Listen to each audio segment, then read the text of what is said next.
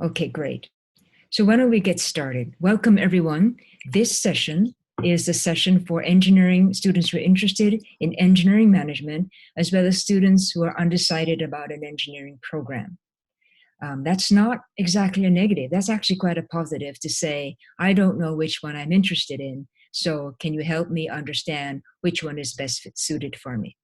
I have with me Joan Sarles, who is our first year professional advisor, and Dr. Paul Nowak, who is a civil engineering professor, and they will both introduce themselves. And as you have questions, you have two ways we can address your questions. One is, of course, you can unmute yourself, and I think there may be even a raise hand thing out there that you can raise your hand or just say, I have a question. The other one is to type the question in the chat for us to see it. And, every question that we have come across, you might say, I'm the only one with that question. Turns out almost everyone has the same question. So please don't hesitate. I'll keep the number of slides to a minimum, but I'm hoping that these slides will help to motivate some of the discussion. Okay, here we go. And I guess I should first try to share my screen.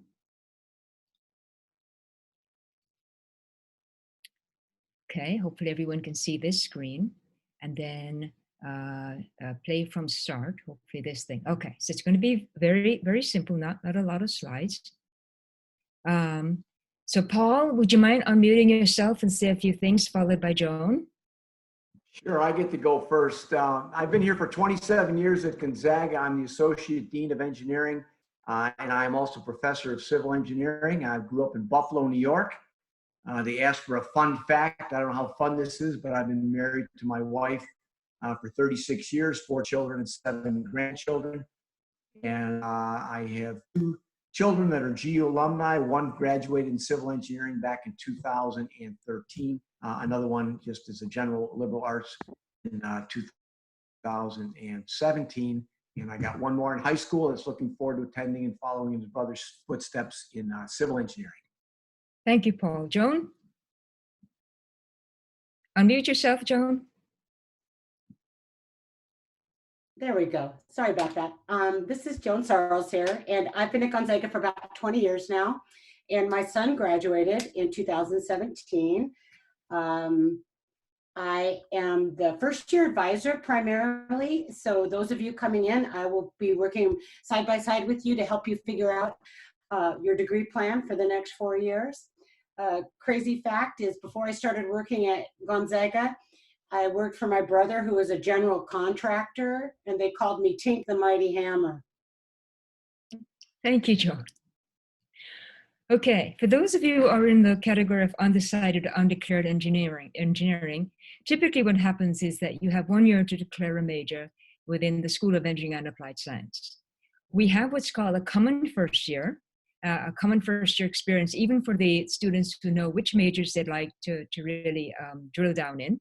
And so everyone's put into the same first year engineering seminar. It's a 2-course sequence, one in the fall, one in the spring, and we try to introduce you to all the disciplines. This fact probably will not surprise you, though. It's some students who come in saying, I want this kind of engineering. After sitting through a first year engineering seminar, say, well, maybe no, maybe this is a better engineering discipline for me. So switching around is not something that's uncommon or new to us. And it's something we hope you do in the first year, so you settle in for the next 3 years with us. Our faculty are eager to discuss their areas of expertise. I will tell you right now, each of our faculty in the different engineering programs will say this to you: my engineering program is the best. And that's what they should do, because that's why they majored and not only got their undergraduate degrees, but their advanced degrees in that particular expertise. And you'll find that many of our faculty also went out and practiced their disciplines before returning to be educators at the university. Dr. Noack will tell you that he has a professional engineering license, and he continues to practice and consult in his area of expertise in civil engineering. The faculty are here to, if you're still unsure, you can actually Google what do engineers do, and from that source, again, align what you read to what our faculty are telling you about the individual engineering programs. Engineering management, which is a specific discipline inside of the School of Engineering and Applied Science, has a business minor track built in. The students take 21 credits in the business school and end up with a business minor. But in the meantime, the engineering management program, they also are able to drill down into one of the existing tracks, including computer science. So the engineering management program is actually built around the different engineering as well as computer science program. The student takes a concentration in a certain area, but adds the business minor on top of it. And so you're building engineering, management, and leadership skills to lead engineering projects, short-term and long-term, as a first opportunity when you graduate with your degree. And the educational concentration we give you allows you to enter the MBA program at Gonzaga and complete your MBA in an additional year. So if this track is for you, you know, the big picture in one of the areas, plus the business minor, with the potential of getting an MBA, then you have chosen the right field. It's called engineering management. We have something called the pre-engineering pathway. They take the same courses as those who come in direct admit, we call them. You sit through the same first-year engineering courses. You take the same chemistry courses. We teach you critical thinking. We have our core broadening courses that are aligned with our university's mission. And of course, you take the same mathematics. The difference is that when you enter, your high school experience may not have given our admissions professionals a big picture that you have the necessary, what we call pre-calc skills, as well as enough introduction to science that we feel that you can jump directly into engineering. You might say the pre-engineering pathway is our way of saying, if you want to be an engineering major, we want to set you up for success. And what is success? To move from pre-engineering to a direct admit, you need to earn a 2.0 or a C or better when you take our first semester of 16 to 17 credits and get no Ds in any course. And you have to earn at least a C in our pre-calculus course and a C minus in Calc 1 and Calc 2.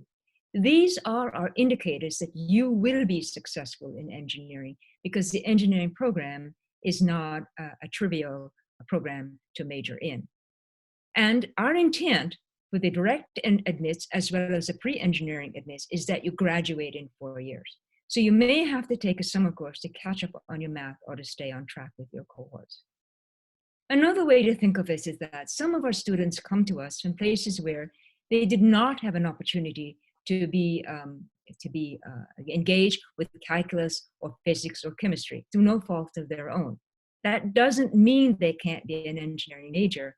And we want to give those students who, through no fault of their own, did not have this experience, who really can be the most wonderful engineers. Let's give these students an opportunity to do that. Again, we are about students being successful. So here are some ideas of what happens in the common first year.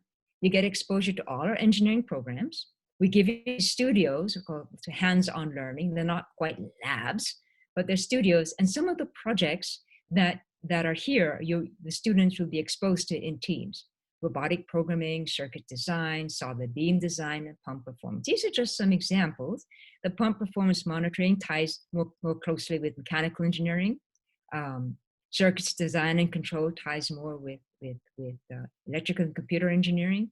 Robotics programming may also tie with computer engineering, and solid beam design may be tied with civil engineering. Again, we're about student-centered. We put you in cohorts that make sense so that you develop peer relationships.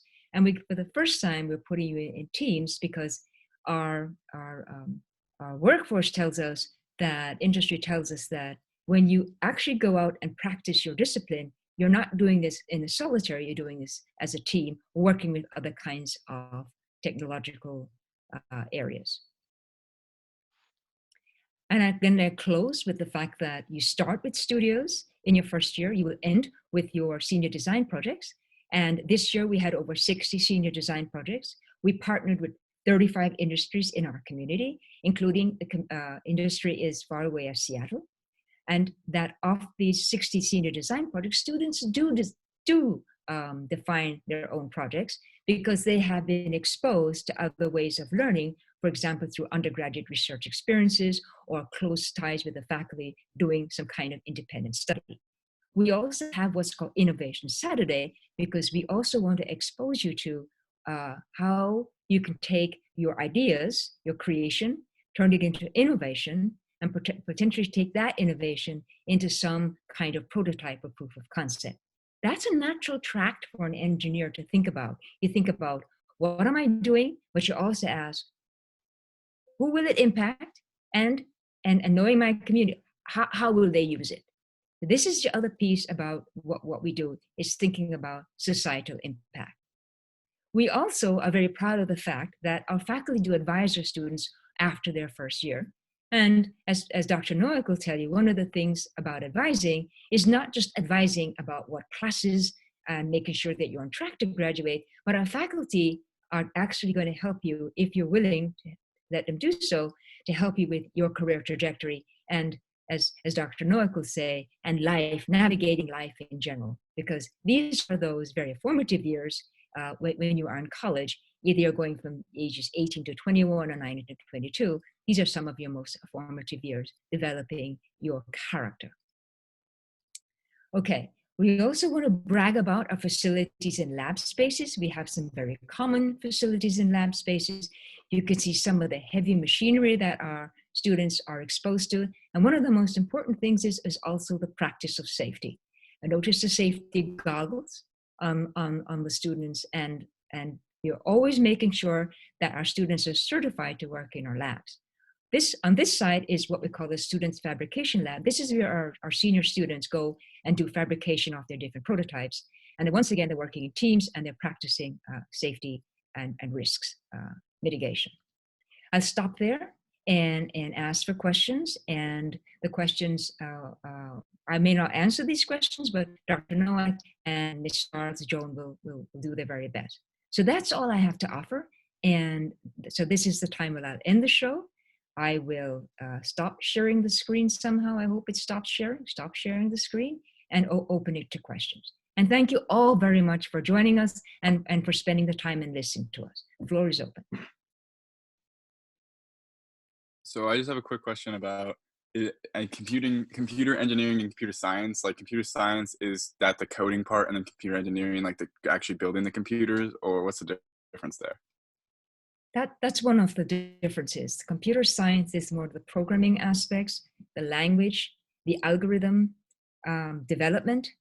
Computer engineering, think of it as taking that same instructional set and putting it on the chip inside the computer so that the instructions are embedded and are optimized for that particular platform.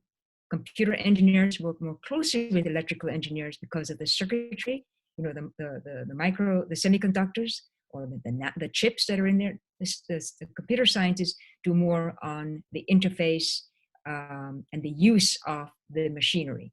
Dr. Noack, would you want to add anything to that? No, I say that's a good overview from what I know. It's not my expertise, but I would say that computer science is more of the theory end of it, and the computer engineering is more the application and getting it into the use of the hands of the consumer. And that's also kind of the way we look at science and engineering, right? Science may come up with the actual initial creation. Engineers think of who can use it. We apply it. We ask, how do we scale it? What size do we need? What's our intended audience? That's sort of the interface between the two. Thank you. You're welcome.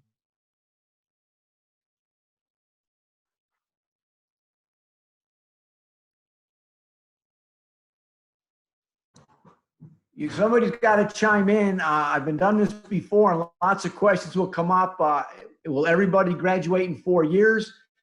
And the list goes on and on. I'm not going to ask the questions and answer them for you, but there's going to be something to prime the pump here so we can get going, because I know you've got lots of questions since you're here today. Hey, Paul, I got a list from Aaron. These are questions that students sent in when they registered for the webinar. So I'll just throw a few out there, okay? Are there core subjects that would be replaced with engineering classes? If so, what are these? I guess I can answer that one. In your first year seminar, if you're an engineering major, that takes the place of the core requirement for English 101, English composition, and the core first year seminar. It also covers intro to engineering and some programming and some group projects, as Dr. Hu mentioned. So those are the core courses that are covered by that one-year sequence, your first year. Then in your senior year, you have a senior design project, as Dean Hu mentioned, and that senior design project also covers another writing requirement. Fine art and design is included, the design aspect, as well as communication. So there are some core courses that are covered within our engineering curriculum. Let's see. Is it common for electrical engineering majors to also have a minor? Anyone want to take that? It's not surprising that I'll jump in because somebody just, I'm not a computer expert, but there was a question that popped up on the screen. If you're undeclared, and then have to declare, what's the process and how long does it take? As long as you do that in your first year, you're right on track and you shouldn't have any issues. The longer you wait, some of the classes you may be missing as prerequisites start building up behind you. So you've got 1 year to do it. The actual process takes at least 4 minutes. So we can transfer you over pretty quickly. It's a painless process, but you've got a year to decide, and that's why we have lots of resources to help you make that decision. Let me add to that. There are many opportunities for the student to approach the faculty, for example, Joan, and say, I'd like to talk some more about, let's pick on what, that's civil engineering versus mechanical engineering. And then Joan will probably make an introduction to one of the faculty in those disciplines to have the students spend some more time unpacking what is their affinity for civil versus mechanical. And there are some very big differences. Another way we unpack it is the faculty would say, would you like to study heat transfer versus would you like to study concrete, right? You can see that that's a very different conversation. And the other thing that the student will encounter is in our studios, we try to put the projects in the studios that are aligned with some of the engineering disciplines. So the civil engineers may have an exercise on dams, building and structures, while the mechanical engineers may have a studio on pumps and paddles. And so they're very different things. And so we're trying to help the students both through conversations as well as actual doing to help them decide. And a third way that we sometimes help the students decide is to pair them up with an upper level student in that area, because sometimes students relate to students better than they relate to their faculty. So thank you for that question. But Dr. Nowak is right. The sooner you declare, the sooner you get on track and not miss a beat in trying to get done in 4 years, which we pride ourselves on. So thank you very much for that question. Let me piggyback that because I get this question a lot. And Dr. Hu put up a slide in the introduction that said, if you're not sure what you want to do, one of my recommendations is just go Google what the different disciplines do. If nothing else, it may help you eliminate some of your choices as opposed to honing in on one, because there's lots of crossover between the engineering disciplines. So that might be a homework assignment you can spend an hour or so on just searching the web. It might help you refine your decision.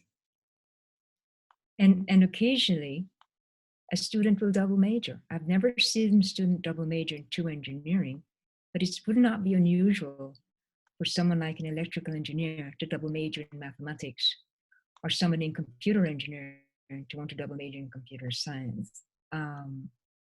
It all depends upon the student's affinity and what their interests are. Here's another question. If we have taken pre-calc but not calc, would you recommend us doing pre-engineering? Or like, what courses do we have to take to jump into engineering major right away? Dr. Noah, Joan, which one would you like to take that question?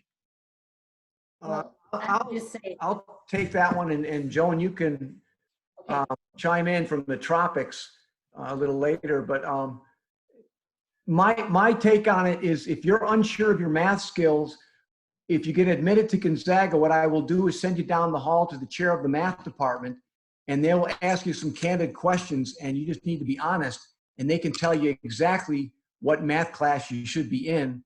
As for jumping into pre-engineering first, that you're either going to be admitted to pre-engineering or you're not. So you're not really going to have much of a choice. I don't believe in that matter. But for the math class, I would just ask you to be honest with the math department, and they do a pretty good job of coaching you which way to go.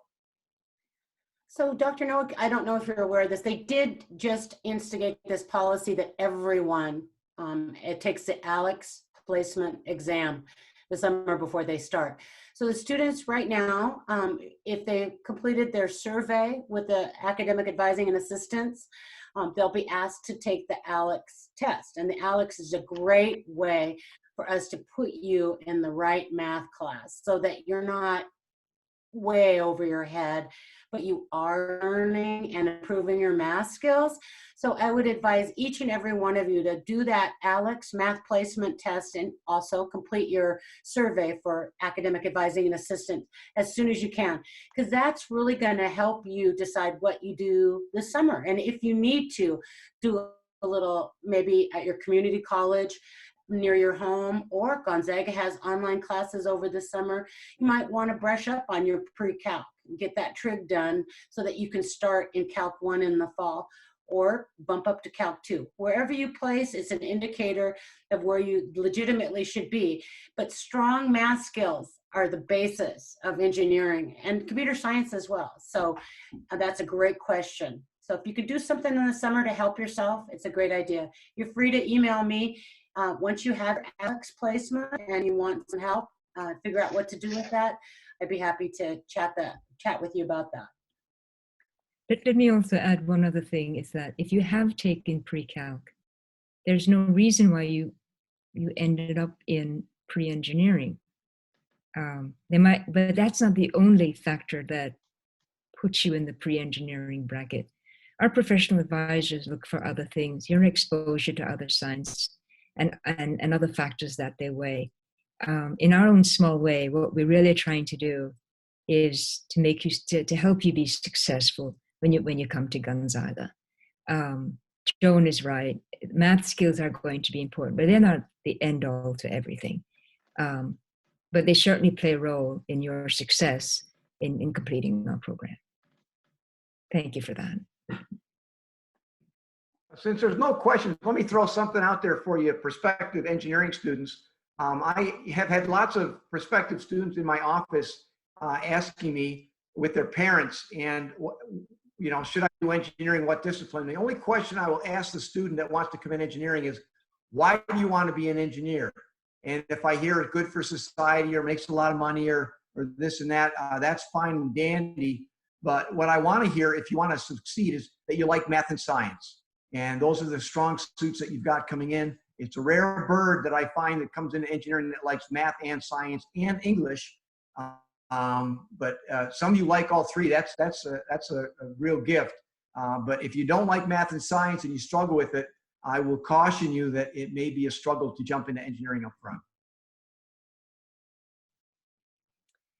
So while you're all thinking of other questions, Joan's right. We had a list. Here's something a question I'll throw out that you may be interested in. You may ask, do students get any research opportunities? If so, what kind?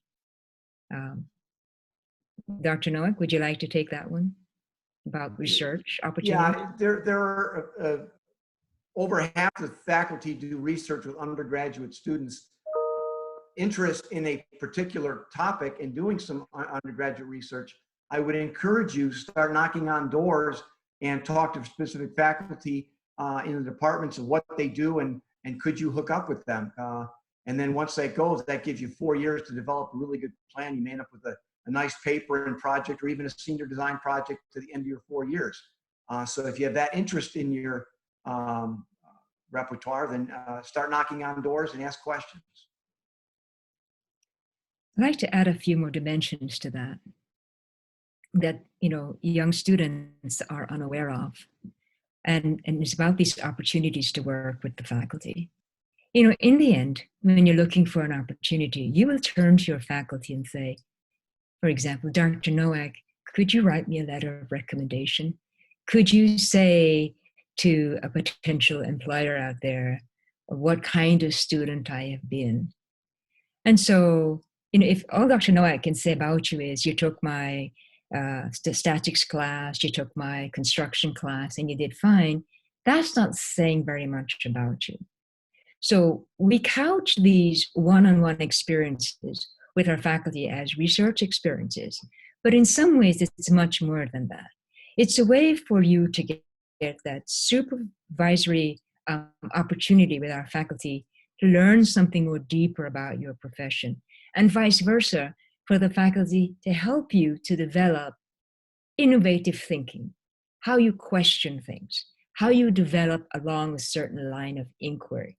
Remember, we are about developing your problem-solving skills, your critical thinking skills. And by having that one-to-one supervision, not just in the classroom, but in a different setting, working with the faculty in their laboratory, working with the faculty on a publication, a paper, an idea, it gives the faculty greater insight into your personality and your character. So should they have to say something to a potential employer about your capabilities, they can say it with a great deal of confidence because they've gotten to know you in a different dimension. That's something for you to think about at an early stage in your career. Many of our students finish their 4 years, and while we know them to some extent, we don't know enough about them to write a very strong letter of recommendation that says, unequivocally, this student can do so and so and so and so. So that's something to think about earlier on in your development in college. Any thoughts about that from anyone? Very quiet. So like, if I was getting into engineering for to build an Iron Man suit, what would you say would be the best track to go, just in theory? To build an Iron Man suit. I love Dr. Noack, I think you should take that one while I think about it. You better double major. That's very fair. All right. Joan, any concepts on the Iron Man suit? I think that's fantastic. What a great idea. But definitely it hits on many different disciplines. But, there is some crossover, as Dr. Noack mentioned earlier. I mean, there are mechanical engineers who are working in other fields. So, people who are curious and smart, and they have a great skill base to build on. Anything's possible. Yes, someone suggested, Charlie, that maybe you should consider mechanical engineering an art.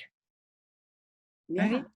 Fine arts, to design that thing and make it work. I think that's a wonderful suggestion. Thank you very much. And there are so many opportunities in our core broadening courses for our students to be exposed to fine arts and design, to literature, to world religion. We take a very strong stance that our students have those broadening skill sets. So we will teach you the engineering and computer science fundamentals, but we will not hesitate to give you the skill set in writing, in speaking, in social justice, in those things that underpin our Jesuit mission. And I hope you'll understand that that's what gives you that broadening experience that complements the very technical skills that we're trying to impart to you.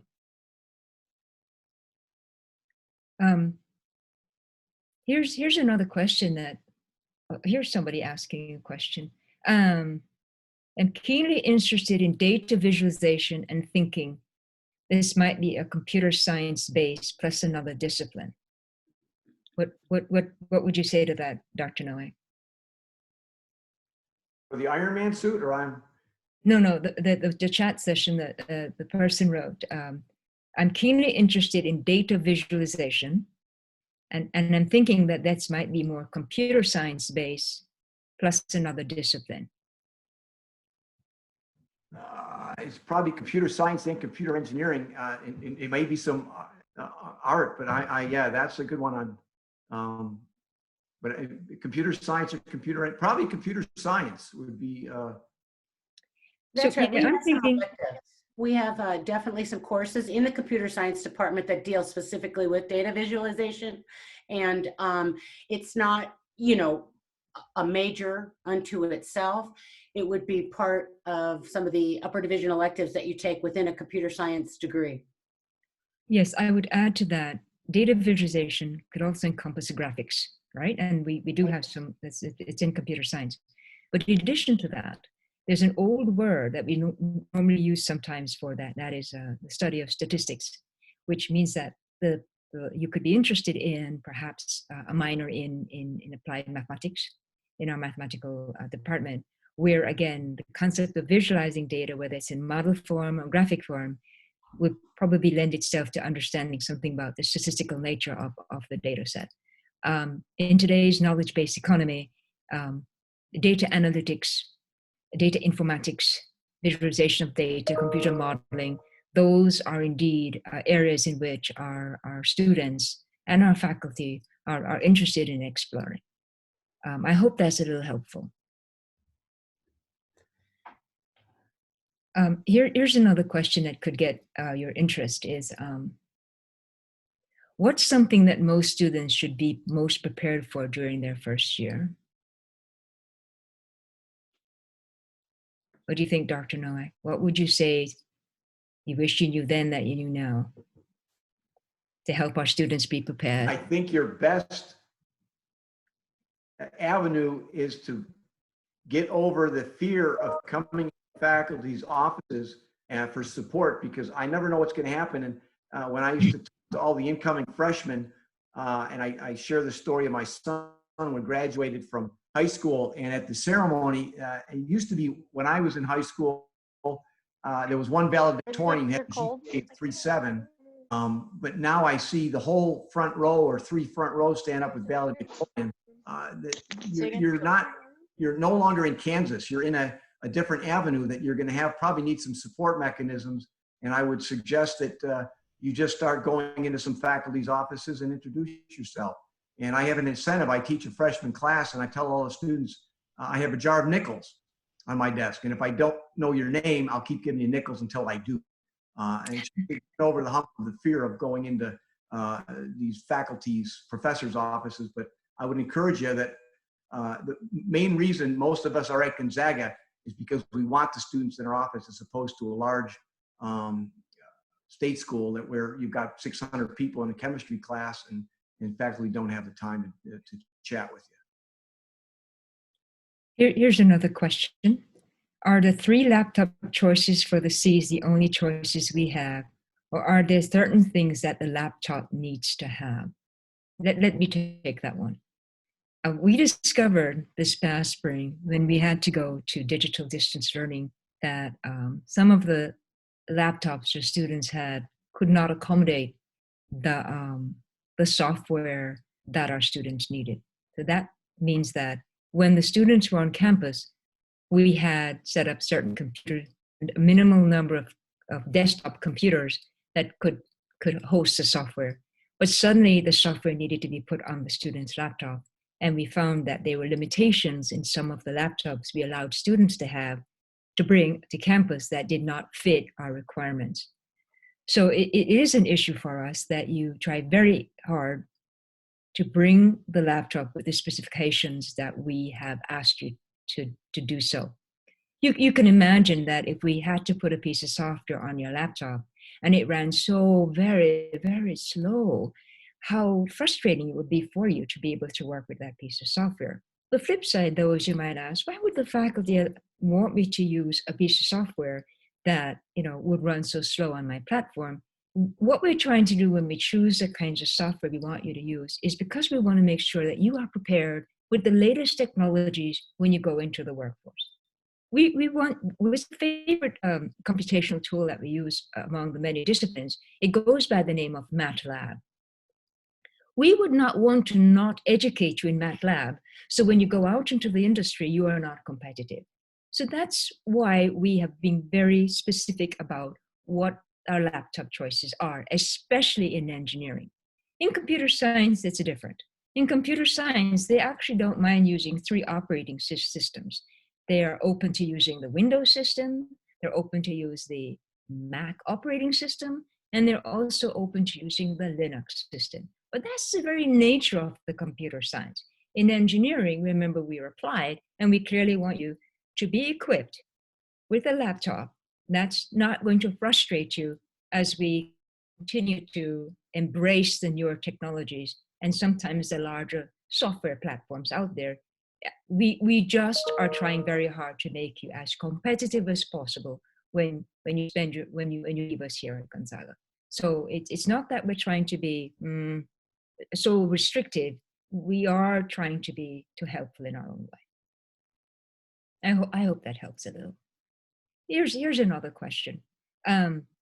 What type of students pursue an engineering management degree? What an excellent question. Dr. Noah, Ms. Charles. My take on that is, if you want to get in the nitty gritty of all the design details and designing all little pieces and components and parts and cars and bridges, that's the engineering.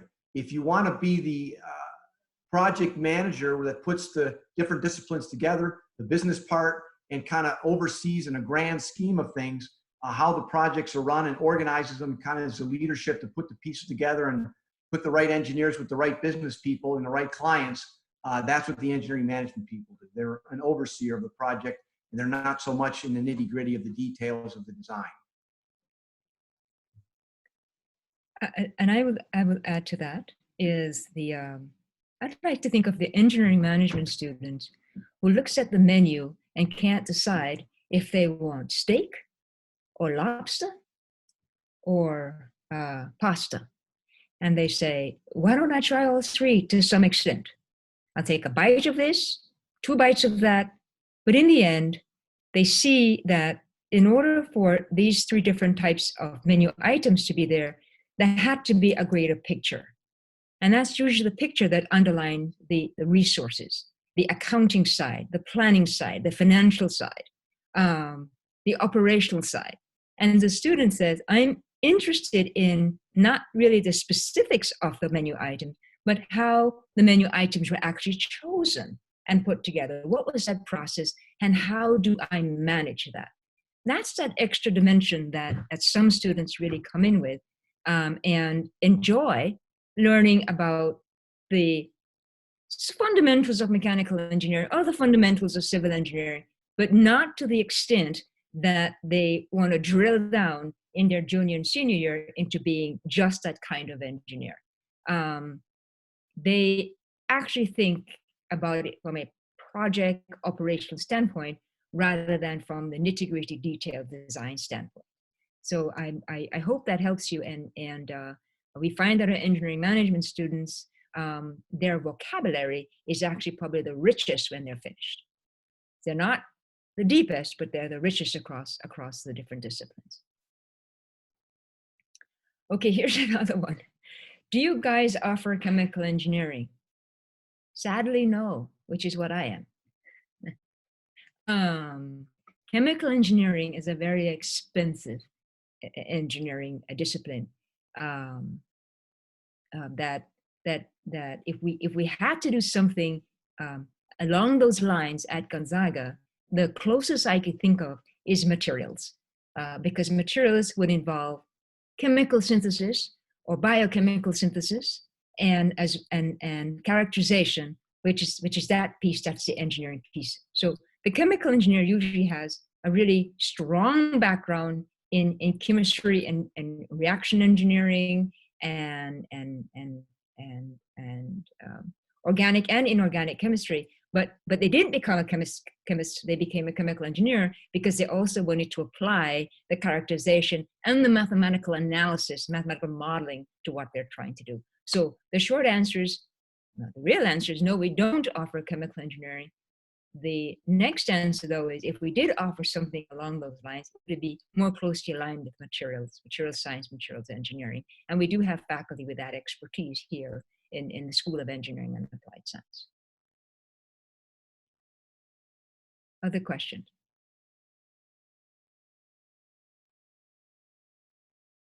Here's another interesting question that I'll throw out there. It says, after looking over other programs, I find that yours offers a 4-year plan that is attractive to students that would like to graduate early.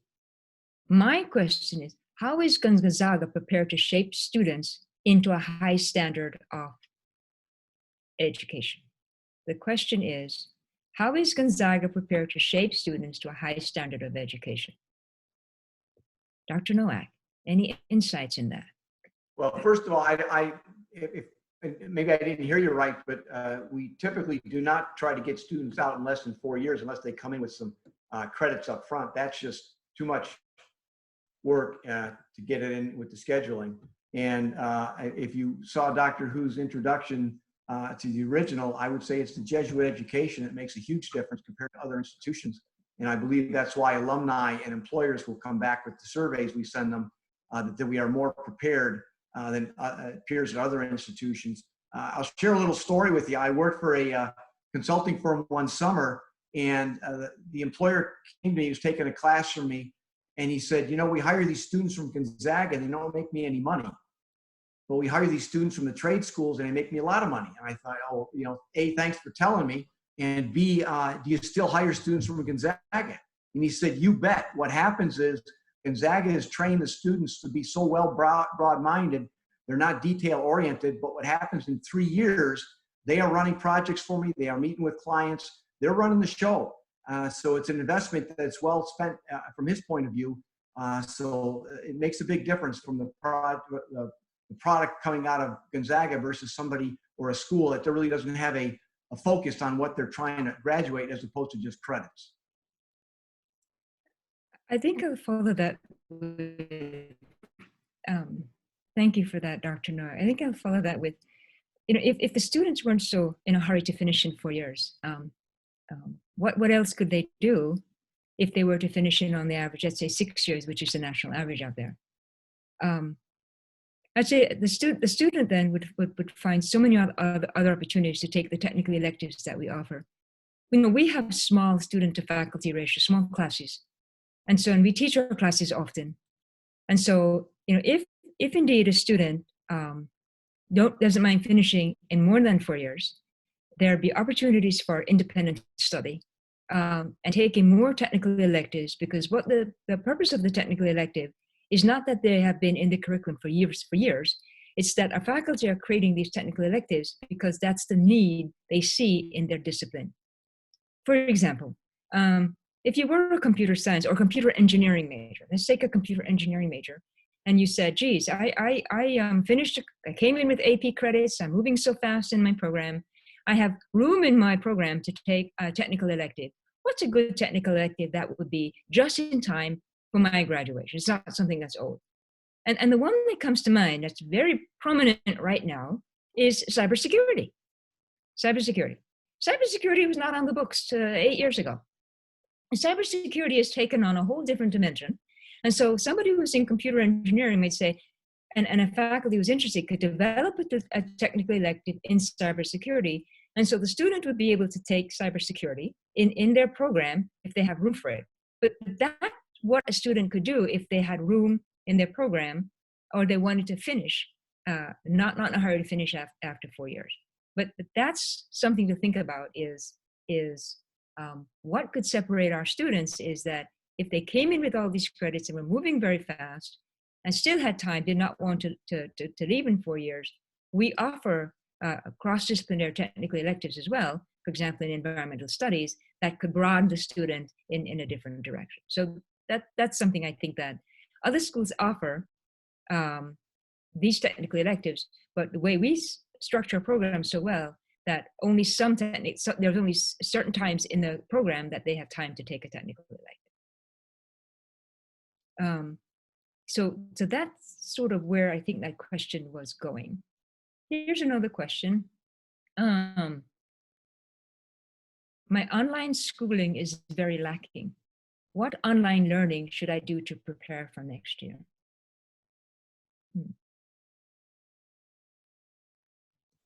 Dr. Hopefully none. I don't think the faculty here are enjoying online teaching. I'm one, and I'll raise my hand to it. We did it because we kind of got forced to do it, and we made it work, but that's not why you're coming to Gonzaga. So I wouldn't really spend too much time prepping. You're doing a good job just being here on Zoom. Yeah, I think that when we surveyed our students about their experience, have been thrown in to the current situation of getting digital distance learning, and you ask them what would they want done differently, some might say, I wish I had better internet connectivity, more robust internet connectivity. Others will say, you wish I had a faster laptop or something to make my activities less frustrating. But one of the most important learnings I've heard from our students about their online learning is this, and that was really an interesting statement. The student said, when I have to go on Zoom, which is the platform we're using for our online delivery, which is what we're on right now, I said, when I prepare to talk to my peers in a Zoom chat or with my faculty, I better be prepared to ask questions. I better be prepared. He said, when I was on campus, I didn't prepare. I met up with my cohorts very quickly and tried to, to get everything else together in 15 minutes before class starts. But now, when I have to do it online, I have to be prepared. And I make very good use of my time with my peers and my faculty when I have to learn in this particular mode. So a short answer to your question is, no one's ever prepared for the online in every facet. But if we think about it, we sometimes, out of necessity, we accomplish the most interesting things and we just try to make it work to the best of our ability. Someone said, since I'm going to shelter in place anyway, tell me about online summer classes to help me. Joan? Okay, so yeah, online classes are pretty much de rigueur right now. Every college offers them, and many colleges have gone so far as to announce that all their summer courses will be online. And I think that is the case too with Gonzaga. So if you wanted to get started a little early and take classes through Gonzaga online, you can take core classes, you can take mathematics. So there's a whole bunch of different things you can do. If you, for whatever reason, wanted to do that at your local college, at your hometown, you can do that as well. I would say, keep it pretty simple.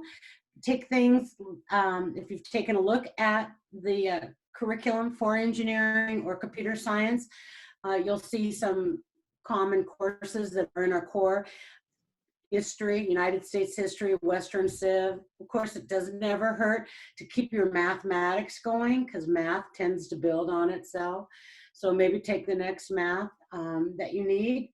But I'd be happy to help you if you're confused and you don't know what to take. Just shoot me an email. I can review your high school transcripts and see what credits you already have had, and we can figure out what you can do. Well, we're at the close of the hour. I want to thank everyone for staying with us. And I hope that we're able to answer some of the questions you may have been thinking of or others that you haven't. And as Joan said, as well as Dr. Nowak and myself, just email us. We are more than happy to try to provide a response. And also, it's not unusual for any one of us to actually have a follow-up conversation one-on-one with you. So while we might be emailing responses, sometimes a conversation by phone, a Zoom one-on-one will help to help us see where you're coming from and try to make sure our responses fit the question as we understand it. And I see that Dr. Nowak and Joan has provided their email address. Mine is ever so simple. It's hook@gonzaga.edu. I don't think you'll forget that very, very quickly. So we're at the hour, and I want to thank you all very, very much again for participating and for staying with us during this time. Dr. Nowak, Joan, any last comments before we? Just gave my email and phone number there. I'm happy to chat with anybody or converse via email. So fire the questions away if we haven't answered what you like or you had here today. Okay, thank you again. Have a very good evening or morning or afternoon, whatever time zone you're in. Again, we at Gonzaga in the School of Engineering and Applied Science, thank you so very much for your participation. Bye-bye now. Thank you guys. Bye. You're quite welcome.